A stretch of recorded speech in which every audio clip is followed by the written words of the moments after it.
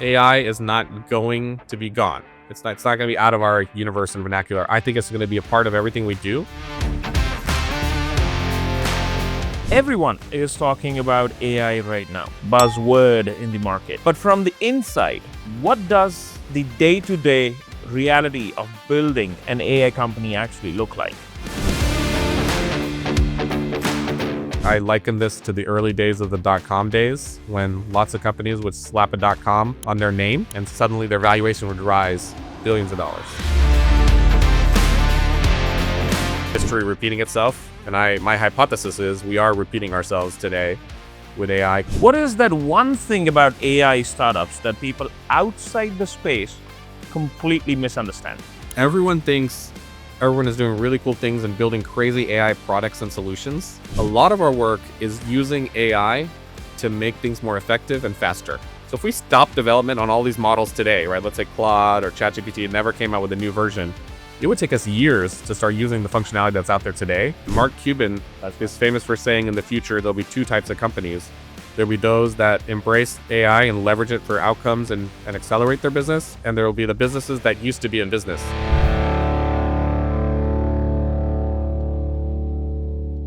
Hello, everyone. Welcome to CoPoint's first podcast. I am Neeraj Sridhar, and I will be your host today. And today, we have a very special guest in our studio. I'm going to welcome the founder, COO, and a friend, Dipesh Patel. Welcome to the studio, Dipesh. Thanks for having me, Neeraj. We're excited to be here.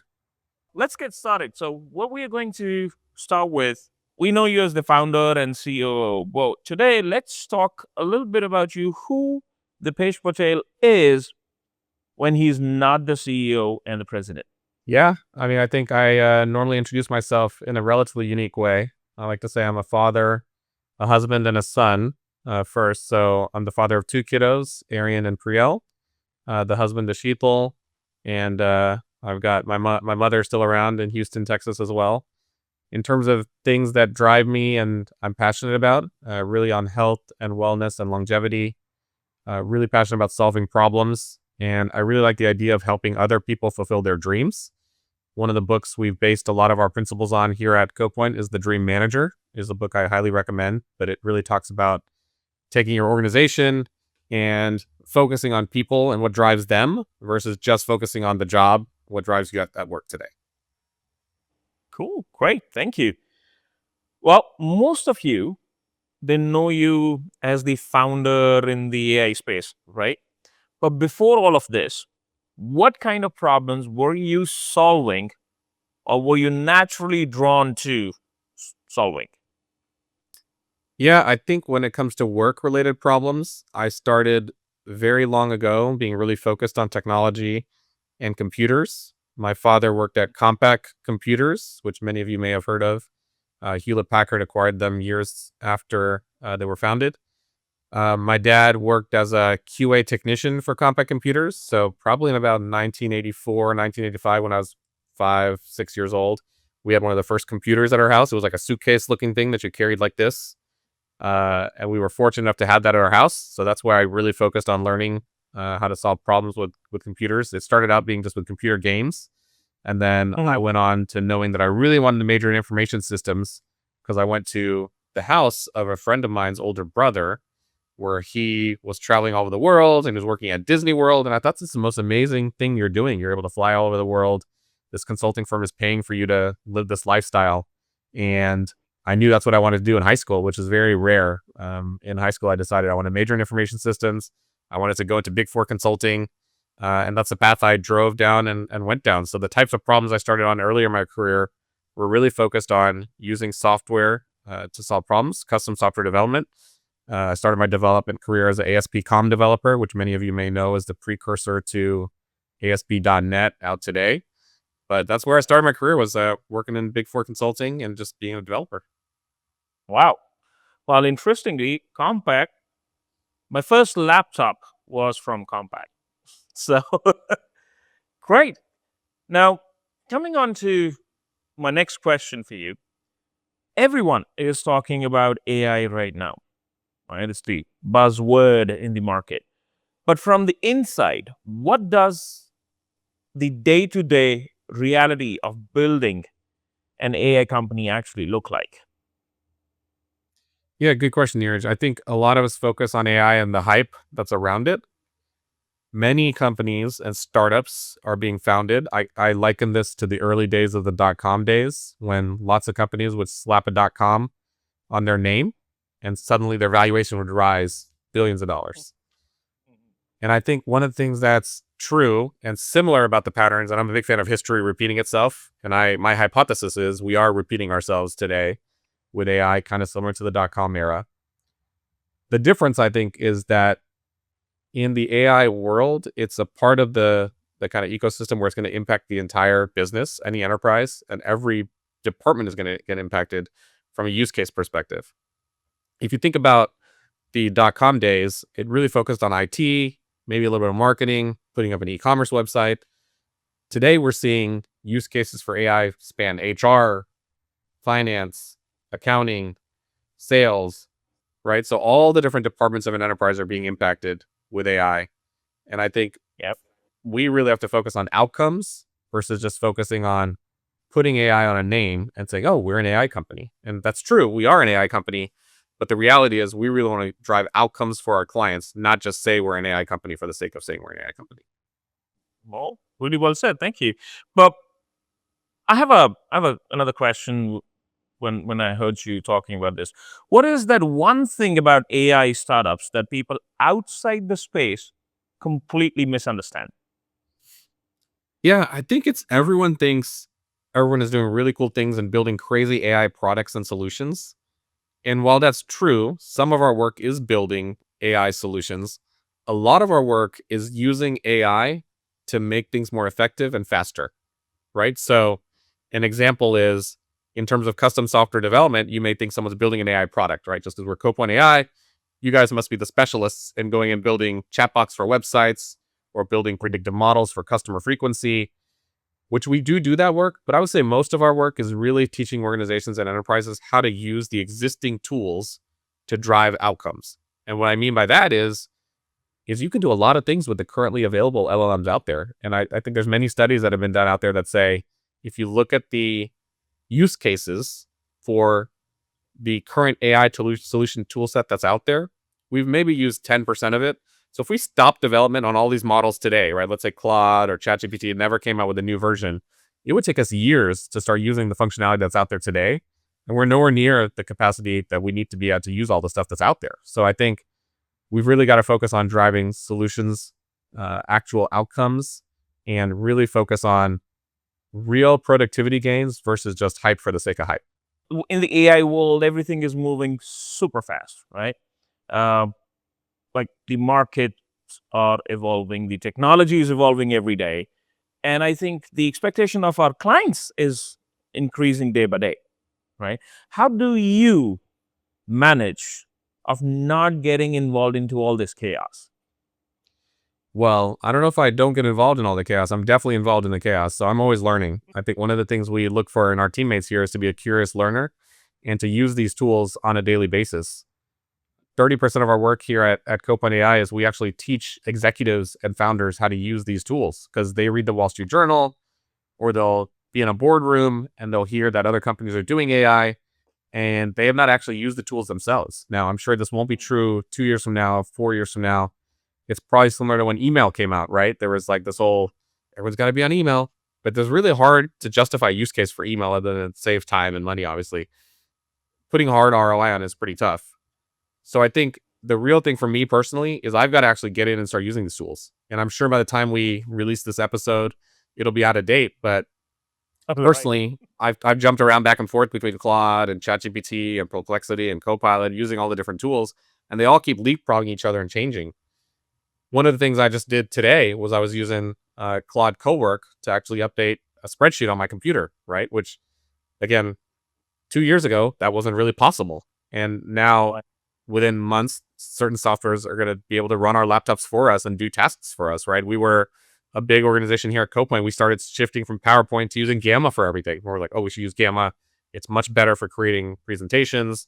And now with Claude Cowork, you can use it to create presentations, right? So I think that's all shifting and it's changing often. If you're not curious enough to start playing with the tools, We can't personally advise our customers what's the best productivity tools that are out there right now.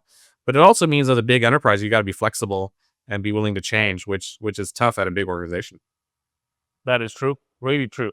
When I first saw some of the AI tools, I was personally blown away.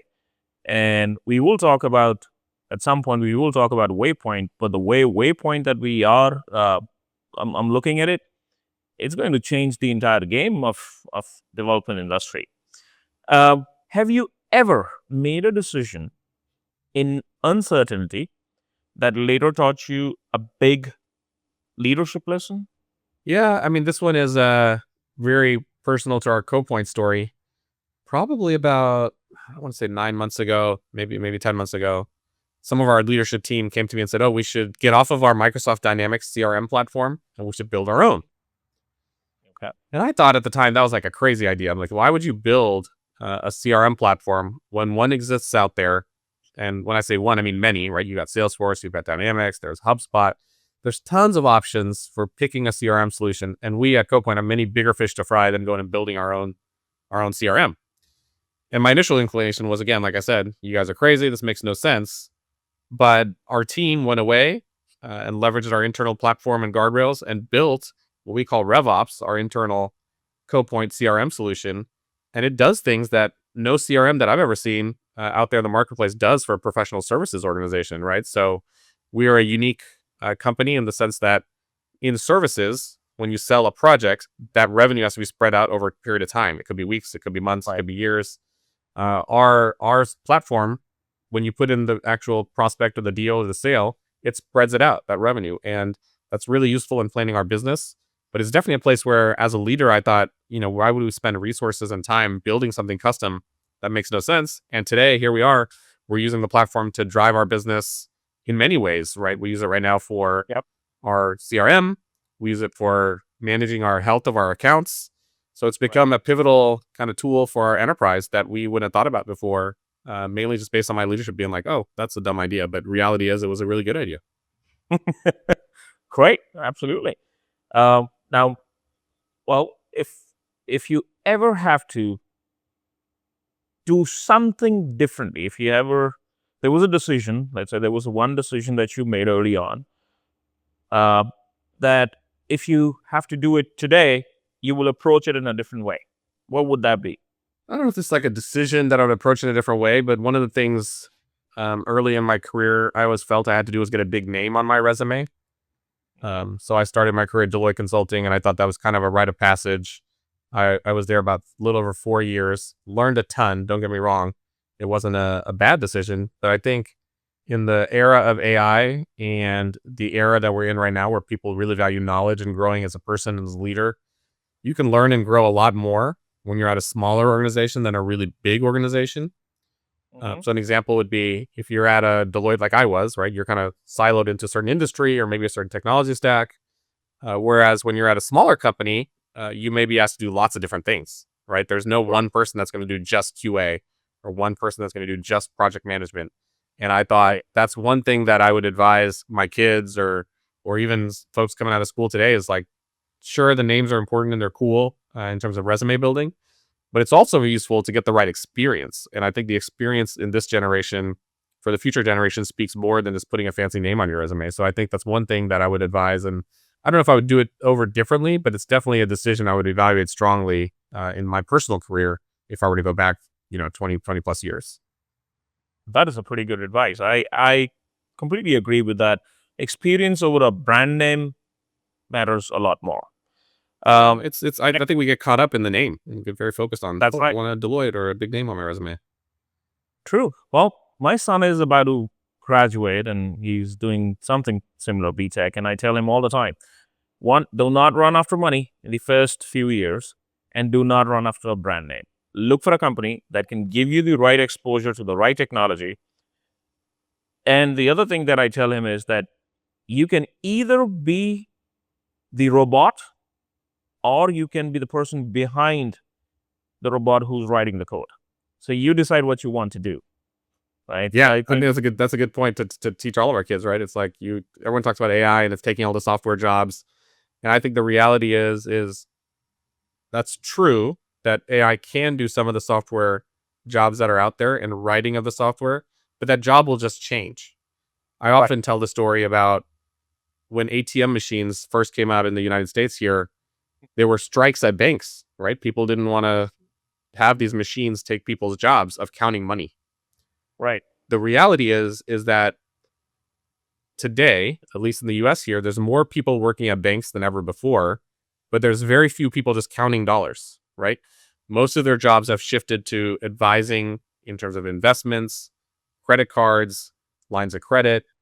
All of those kinds of things are products that are much more value adding and accretive to the economy versus just counting money. Now you can think of it that that's going to happen similar in the software world and probably many professional jobs, right? Just the actual execution of writing a piece of code or a line of code may change, but the reality is you're still going to need people to define the problem, come up with the best architecture for the solution, and True. build out a real solution end to end versus just Yeah. I need to write a piece of software that adds two numbers together.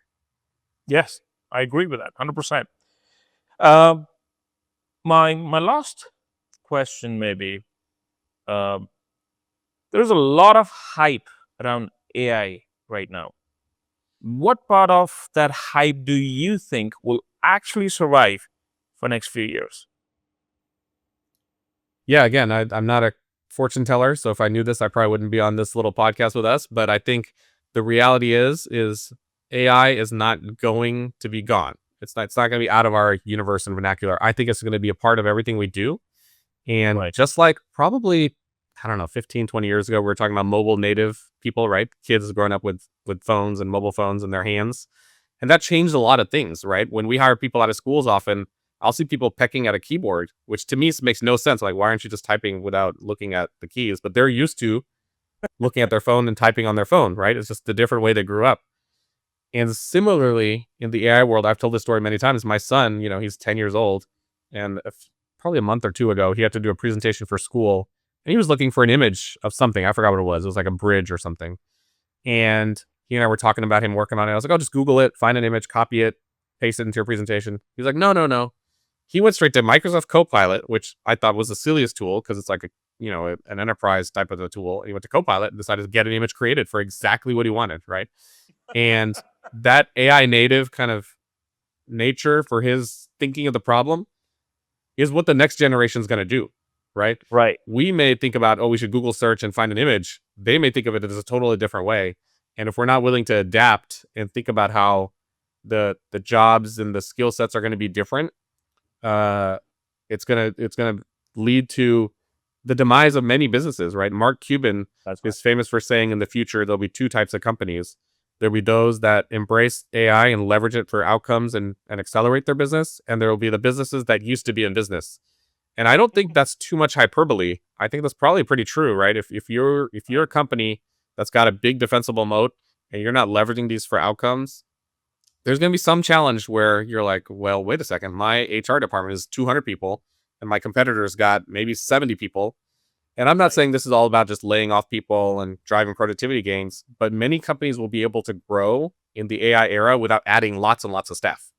Yes. And especially in software development, right? Like we are seeing it at our company, right? We're struggling with how do we restructure our business because what used to take maybe a year and a team of 6 or 7, we can now do with a team of 2 to 3 people and do it in 3 or 4 months, and it's better quality, right? So if you put the right guardrails, the right frameworks in place, like Waypoint you mentioned earlier does for us, it really allows us to superpower a small team to drive outcomes very quickly. Great. Thank you. I'm going to wrap this up, but with a different kind of a question. Um, so, thank you for sharing all the knowledge about AI and what's happening in that world and how it's going to change and create jobs. I won't say that it will take away jobs, but it is going to create a lot of jobs. This is what I feel. Um, now, this question is more personal and professional for young entrepreneurs, people those who recently started the business and they want to know something uh, maybe about the leadership style. So, would you be able to share one of your moments in your journey where your leadership style had to evolve, and how did it happen, or what was it, and where did it go? A little story about that. Yeah, I mean, I think in terms of leadership for me, delegation is something that's become really important to me, at least here at CoPoint. Right I in agree. the early days, you and I, Neeraj, would be on calls every morning at 3 a.m., 5 a.m., 4 a.m., and we talked about this. I'm like, eventually, it may not happen where we're able to chat all the time, and sometimes I miss those conversations because we're able to just catch up and hang out. But the reality is, as the business grows, we have to let go of certain things and let the business kind of scale. And that delegation is something that I've had to learn and get better with. And I'm still not there yet, right? I always feel like I can do the job myself much better, but I have to trust that I our agree. team, if we hire the right people, can do the job better than us. Yeah. And that doesn't mean we don't hold each other accountable. We still got to make sure that the outcomes are still the same or better than if we were doing the task on our own. But I do believe delegation is one of these things that if you want to make an impact greater than yourself, which again, I'm not saying everybody wants to do, but if you want to be more than an individual contributor, you really have to focus on how do you structure that delegation process. And for me, it's been making sure that we put together documentation for the operating procedures. We put together the right names for the seats and the roles. We run EOS here, Entrepreneurial Operating System, at CoPoint, and that gives us a framework for driving that process. We're not perfect at it; we're getting better and growing. But I think for me, that's one of the biggest, introspections or skill set changes that I've had to focus on is how do you really delegate a process that you own today that you may not own in the future, right? I've had to do with our finance team, accounting, those kind of processes, slowly get them off of my plate and make sure we get someone better at it than me doing those things. True. Well said. That is one thing that I think I still struggle with because the fear of, well, they might not do the way that I want it done, right? So yes, I'm not there yet. I will Yep. be. Yep. Absolutely. Great. I think this is great, Dipesh. Thank you very much, and to the audience that we have here, if you have any questions, if there is anything that you guys would like to ask us, or would you suggest that what is the next podcast that you would like to talk about? We will be happy to hear your comments, or will send us an email. Thank you very much for being here today, Dipesh. Have a great day ahead. I'll talk to you soon. You too. Thanks, Neeraj. Thank you very much. Have a good day. Bye bye.